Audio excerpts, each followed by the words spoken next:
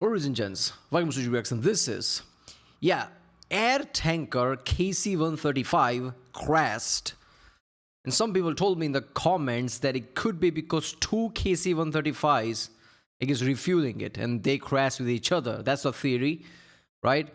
Like shit happens, I guess. Like when you're running US military, US CENTCOM, logistics are insane, right? Even Qataris shot down F-15s, American F-15, friendly fire. This is probably one of those scenarios.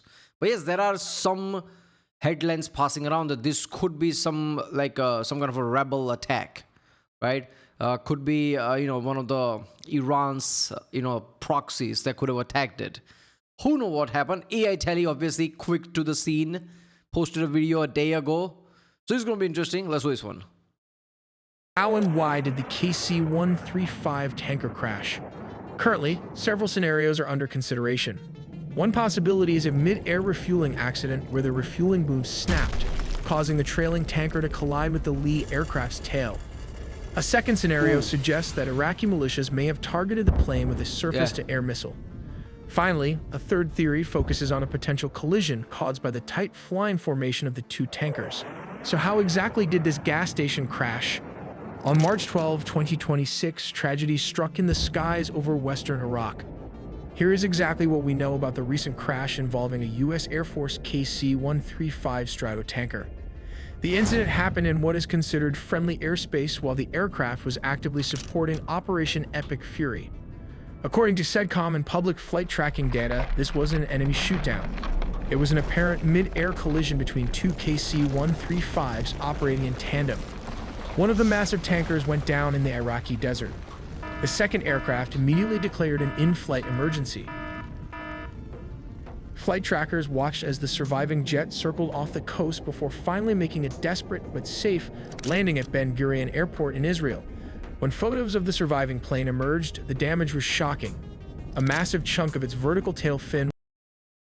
If it was enemy attack, it wouldn't be vertical tail fin that was damaged like that. Only if this gets damaged is if it hits something, not because of some kind of an explosion. Was completely sheared off. But how does an accident like this actually happen?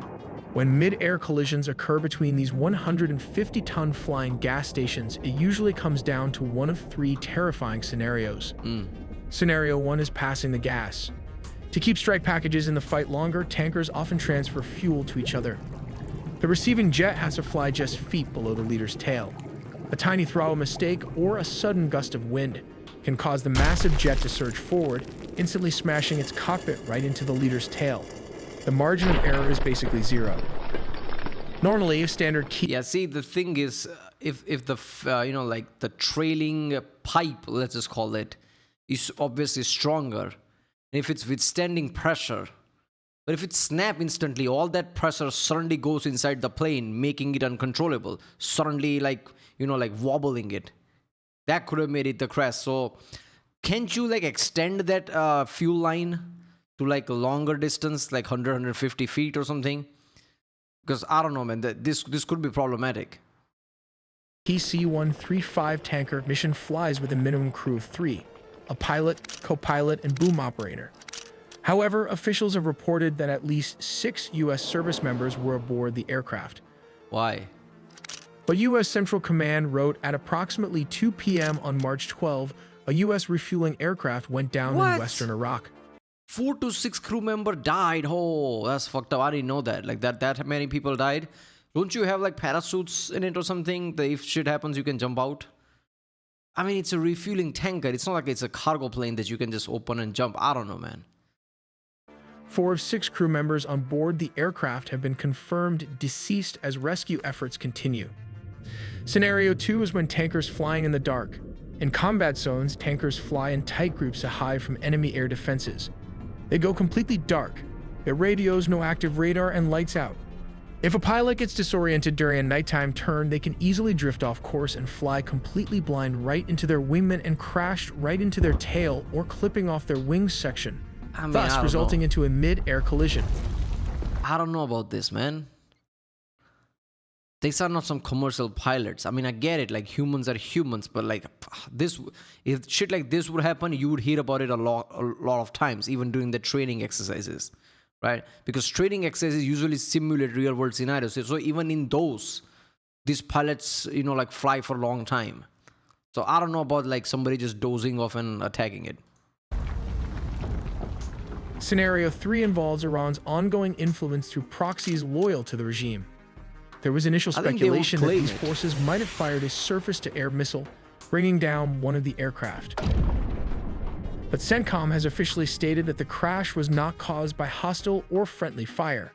Given this official statement and the specific damage to the surviving plane's tail fin, all evidence currently points toward a mid-air collision or an accident involving the two tankers. Yeah, I mean, I don't know. Wouldn't the Iraqi guerrillas, whatever, would claim it like we did this?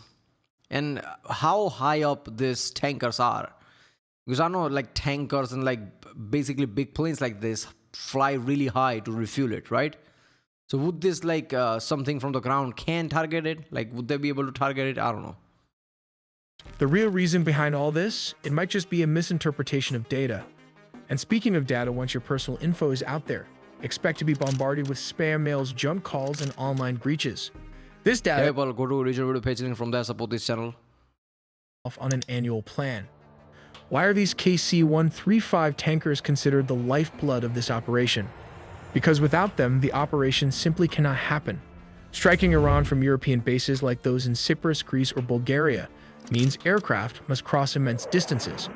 Fighter jets like F-35s or F-16s simply do not have the internal fuel capacity for a multi-thousand-mile round trip. The KC-135 tankers act as a floating bridge. They rendezvous with the strike packages mid-air to top off their tanks, allowing them to penetrate Iranian airspace, drop their payloads, and make it back to Europe safely. If the tankers don't fly, the strike jets are grounded. So how does the US Navy factor into this massive geographic shift in strategy? During Operation Epic Fury, Allied bases were denied to American forces, so the flying tankers steps in. If key nations like Qatar and Saudi Arabia deny permission for military action from their soil due to political constraints, the US has to activate its second strategy. This means bypassing the immediate region for staging the attack and instead launching from the perimeter using European bases. However, distance is the ultimate enemy in aerial warfare, which completely rewrites the tactical playbook. The core of the new strategy is a massive logistics shift, heavily relying on the deployment of an armada of flying gas stations. The US will employ a coordinated deployment of dozens of KC-135 Stratotanker air-to-air refueling aircraft. These are moving from the continental United States and the UK directly into bases in Greece such as Suda Bay and Bulgaria. These supertankers help carry... I guess this is why you hear about B-1 bombers being used a lot in B-52s. Because you kind of have air superiority, so you don't have to worry about anything else. And you want to bomb places, you have bombers. The thing with B-1s, like they have insane range compared to other planes. This is what bombers do. So you can fly from Europe to Iran and back. You don't need refuelers, I guess. Air-based jets stay airborne for much longer. They also act as a crucial lifeline for B-2 Spirit stealth bombers, especially if those bombers need to enter Iranian airspace before the US has achieved air superiority.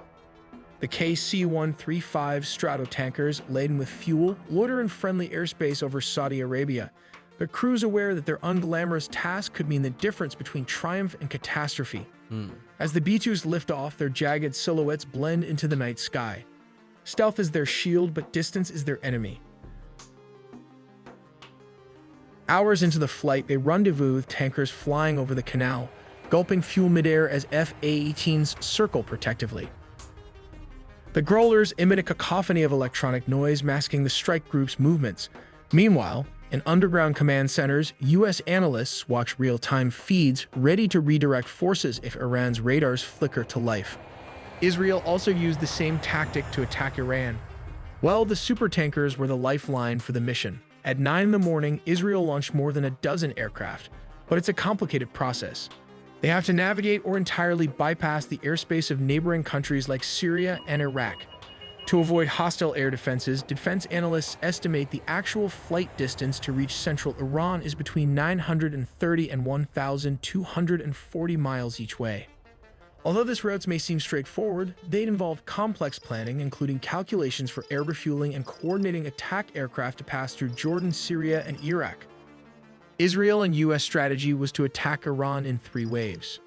The first wave targeted surface air-to-air sites, radar installations, and Iran's air defense headquarters in Tehran, Elam, and Khuzestan. The second wave focused on destroying ballistic missiles, and finally, the third wave targeted military manufacturing industries. With the air defense network fractured by Tomahawk cruise missiles, usually fired from destroyers hundreds of miles away, the path is now clear. Now comes the strategic sites like nuclear bunkers, which can be bombed by B-2's Spirit, the tip of the spear.